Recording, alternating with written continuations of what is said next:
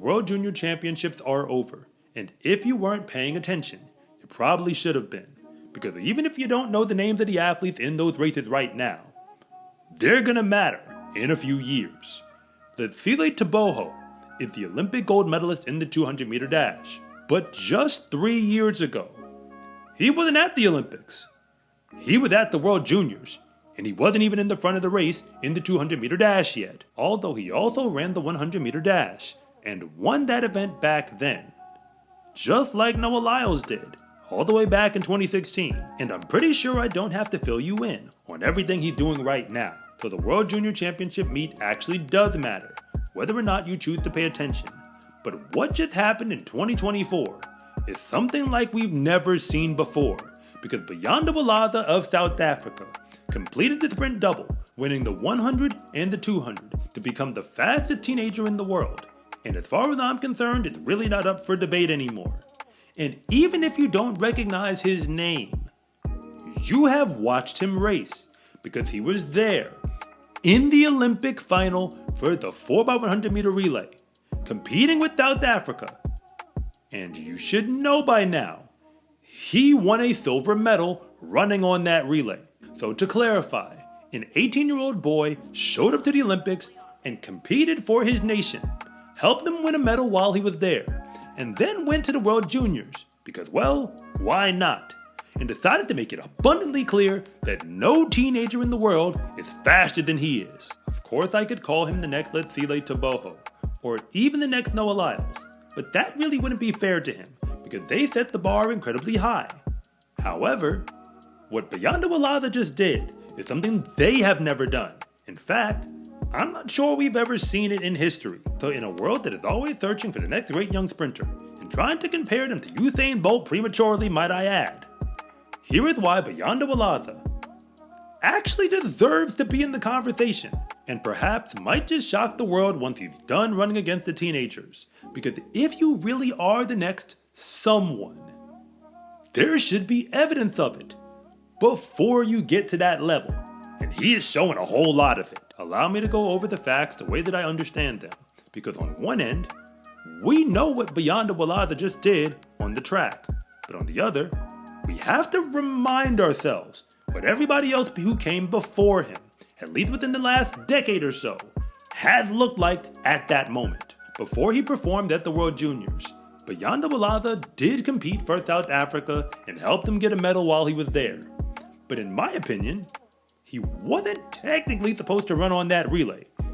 I don't know what the plan was, I just don't think he was it. Because Ben Richardson of South Africa has now proven he is one of the fastest men in the world.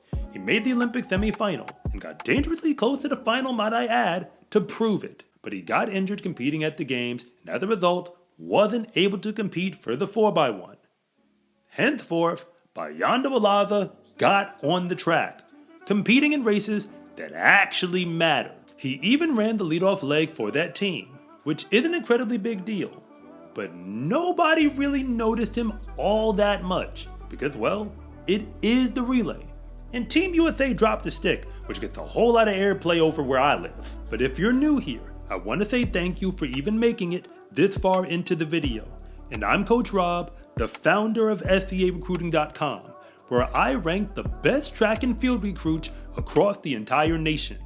And if anything that I say actually connects with you, it is always greatly appreciated if you would please like and subscribe. But if I don't, just let me know in the comment section because I try to read them all. To be real with you, I didn't expect his name to show up again at the World Juniors, but it did. And the reason why I didn't think he'd be there is because once you compete with the pros, at the Olympic Games might I add, that is billed to your reputation.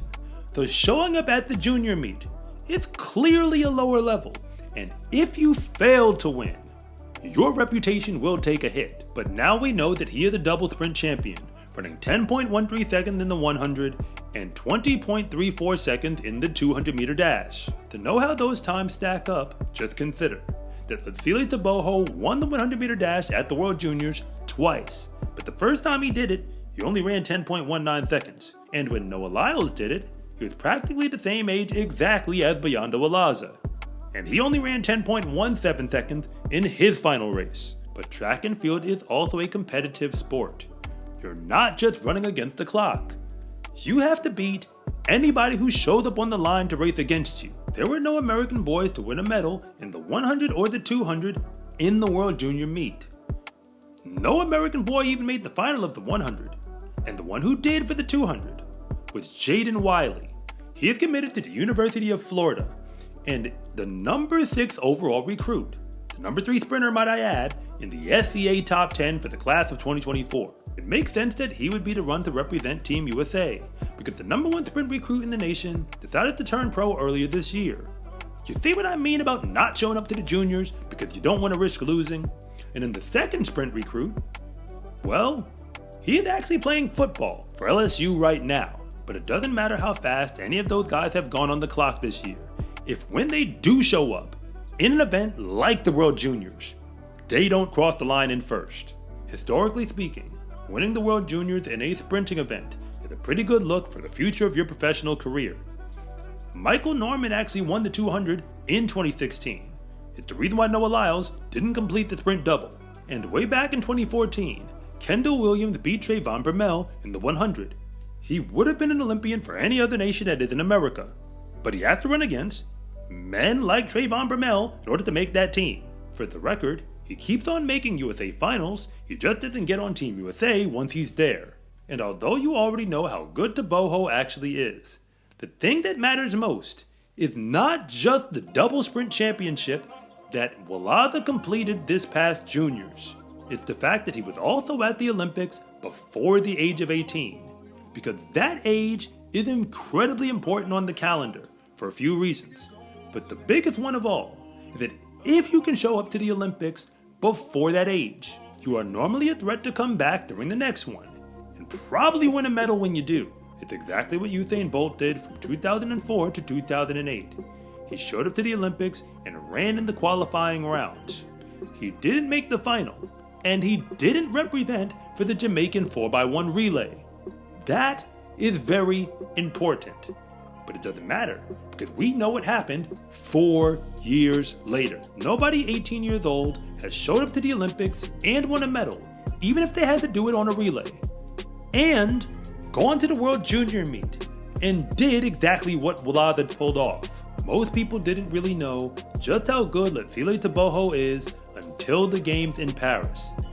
That was the first time we had seen him on that stage. Until that moment, the juniors was really all the rest of the world had to go off of. But he had won the 100-meter dash in back-to-back years. But Erriyon Knighton represents the entire opposite end of the spectrum. Because as fast as he was as a junior athlete, he wasn't running at the World Juniors. He was competing with the pros, and running fast, might I add. Just remember, at the last Olympics, he was in 4th place in the 200-meter final. He didn't run the 100, and he hasn't run it competitively at any world level meet since then. In this Olympics, he was there, and he was still in the exact same place when the race was over, finishing in 4th. I don't know what the future for Bayanda Walaza's career will look like, but I do know what it is supposed to look like, because after his performances he just gave us, he is supposed to be a name that we're gonna hear for a while now, specifically in world level finals. And now that he knows what it takes to win a medal against the world's best, he no longer just thinks he can do it, he knows that he can. So now the clock is ticking on South Africa's Bayanda Walaza, the next great young sprinter that the world is going to have to put up with. The fact remains that winning an Olympic medal is incredibly hard to do. Noah Lyles is proof of that. But only a few young sprinters in the world realistically have the potential to pull it off. Bayanda Walaza is one of them. So if that were to happen in Los Angeles for 2028 or beyond, we should no longer be surprised when it does. Nobody wins in track and field without putting in the work, because any real track star has to prove it, both on the track and in the weight room. With the I trained hard for this shirt, you can let everyone know that your success is not an accident. Get yours at scarecruiting.com/shop or use the link in the description below. It's a huge support to me and this channel, so I can continue to make you more content like this. And remember, it is always greatly appreciated if you would please like and subscribe.